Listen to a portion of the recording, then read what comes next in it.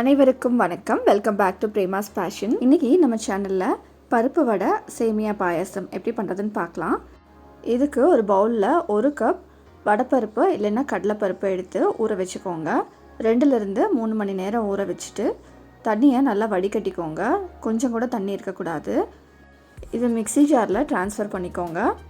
இது கூட 2 வரமிளகாய், ஒரு கொத்து கருவேப்பிலை, பூண்டு, 1 டீஸ்பூன் சோம்பு, கொஞ்சமாக உப்பு போட்டு அரைச்சி எடுத்துக்கோங்க. கொரன்னு அரைச்சி எடுத்துக்கோங்க. ரொம்ப சாஃப்டாக அரைச்சி எடுத்துட்டிங்கன்னா வடை ரொம்ப ஸ்மூத்தாயிரும். இது மாதிரி கொரன்னு அரைச்சி எடுக்கும்போது கிறிஸ்பியாக வரும். இது கூட பொடியாக கட் பண்ணி வச்சுருக்கிற பெரிய வெங்காயம், கொஞ்சமாக இஞ்சி, நீங்கள் பச்சை மிளகா வேணும்னாலும் போட்டுக்கலாம்.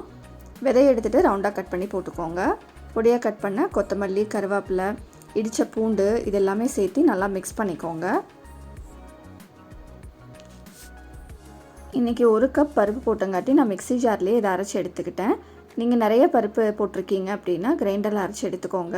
பருப்போட டெக்ஸ்சர் இன்னுமே நல்லா கிடைக்கும். இந்த மாதிரி நம்ம மாவை கொஞ்சம் போர்ஷனாக உருண்டை பிடிச்சி வச்சுக்கலாம். அப்போ தான் நல்லா எண்ணெய் காஞ்சதும் போட்டு எடுக்கிறதுக்கு ஈஸியாக இருக்கும். அடுப்பில் எண்ணெயை நல்லா காய வச்சுக்கோங்க. எண்ணெய் நல்லா காஞ்சிருக்கணும். அப்போ தான் பருப்பு பார்த்திங்கன்னா நல்லா வெந்து வரும். இந்த மாதிரி லைட்டாக உள்ளங்கையில் வச்சு ஃப்ளாட் பண்ணிக்கோங்க. ஃப்ளாட் பண்ணிவிட்டு ஒவ்வொரு வடையாக போட்டு பொரிச்சு எடுத்துக்கலாம். ஃபெஸ்டிவல் டைமில் வீட்டில் இருக்கிறவங்களுக்கு இந்த மாதிரி நம்ம வீட்டிலையே பண்ணி கொடுக்குறோம் அப்படின்னா ரொம்பவே ஹெல்த்தியாகவும் இருக்கும். கடையில் வாங்கும்போது என்ன யூஸ் பண்ணுறாங்கன்னு தெரியாது. ஸோ வீட்டில் பண்ணும்போது ரொம்பவே ஹைஜீனிக்காகவும் இருக்கும். பாருங்கள், நான் இந்த எண்ணெய்க்கு 5லேருந்து 6 வடை பக்கம் போட்டு எடுத்துக்கிறேன். 2 சைடும் திருப்பி போட்டுக்கலாம். திருப்பி போட்டுட்டு நல்லா கோல்டன் ப்ரௌன் ஆனதுக்கப்புறம் நம்ம இதை எண்ணெயிலேருந்து எடுத்துக்கலாம்.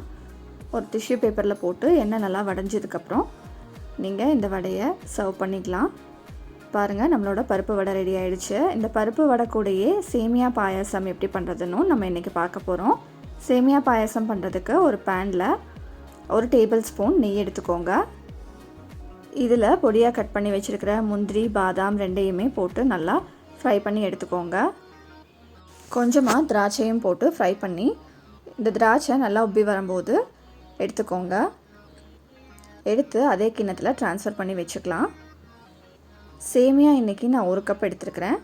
அந்த 1 கப் சேமியாவையும் இதே நெய்யில் நம்ம போட்டு நல்லா ஃப்ரை பண்ணிக்க போகிறோம். வறுத்த சேமியாவாக இருந்தாலும் நீங்கள் இன்னொரு தடவை ஃப்ரை பண்ணிட்டிங்கன்னா ரொம்ப நல்லாயிருக்கும். நெய்யில் வறுத்து போடும்போது அதோடய ஃப்ளேவரே ரொம்பவே தனியாக இருக்குங்க. சேமியாவோட கலர் நல்லா சேஞ்ச் ஆகிடுச்சு பாருங்கள். இந்த மாதிரி சேமியாவோட கலர் சேஞ்ச் ஆனதும் 1 கப் தண்ணி ஊற்றி சேமியாவை நல்லா வேக வச்சு எடுத்துக்க போகிறோம். நம்ம ஊற்றின தண்ணி நல்லா கொதித்து வந்ததும் வறுத்து வச்சுருக்கிற சேமியாவை போட்டுருங்க. போட்டுட்டு நல்லா க்ளோஸ் பண்ணி வச்சுருங்க. தண்ணி நல்லா வற்றினதும் இந்த சேமியா நல்லா வெந்துருச்சான்னு பார்த்துக்கோங்க. 1 கப் சேமியாவுக்கு 1 கப் சர்க்கரை போட்டுக்கலாம். சர்க்கரை நல்லா உருகி வந்ததும் இதில் நம்ம 1 கப் பால் ஊற்றிக்கலாம். காய்ச்சி ஆற வச்ச பால் தான் நான் இதில் சேர்த்துருக்குறேன்.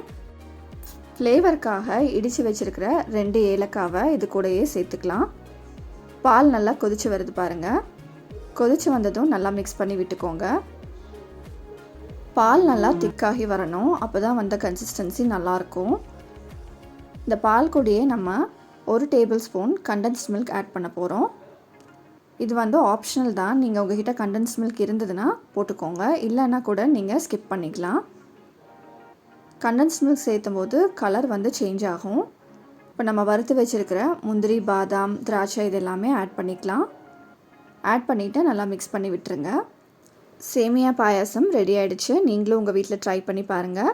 இந்த 2 ரெசிபியும் உங்களுக்கு பிடிச்சிருந்ததுன்னா மறக்காமல் கமெண்ட் பாக்ஸில் கமெண்ட் பண்ணுங்கள். நான் உங்களை இன்னொரு வீடியோவில் மீட் பண்ணுறேன். பாய்.